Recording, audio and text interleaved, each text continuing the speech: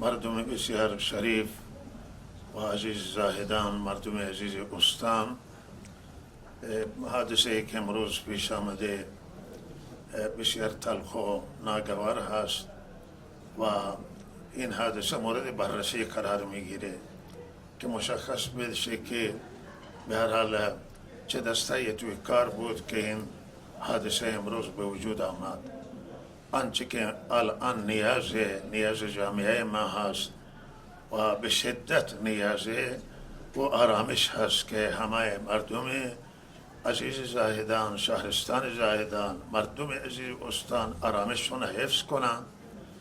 و از هر نوع تعرض و تحریک اجتناب کنند در این شرایط،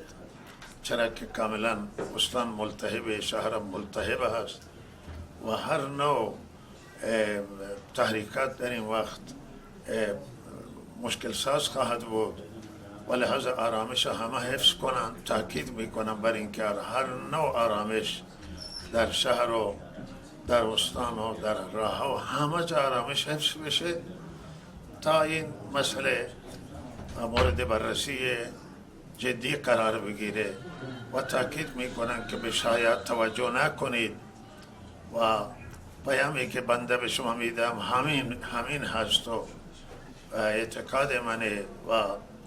خواسته خود بنده هست و همه عزیزان و علما و دیگر اندیشمندانه که باید ما آرامش حفظ کنیم و هیچ نوع تحرکات انجام نگیره، تحریک نشید. کسان شما را تحریک میکنند ببینی حرف هیچ کسی را قبول نکنید و آرامش حفظ بشه و تا این قضیه که پیش آمده مورد بررسی قرار بگیره که از کجا این به هر حال مشکلات از کجا به وجود آمده است.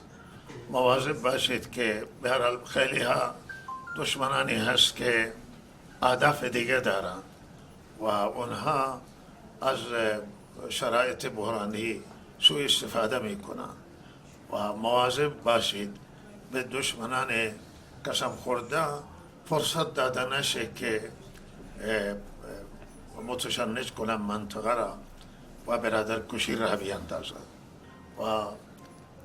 به هر حال مجدد تاکید میکنم این پیام بنده را به همه برسونید و الان چیزی که نیاز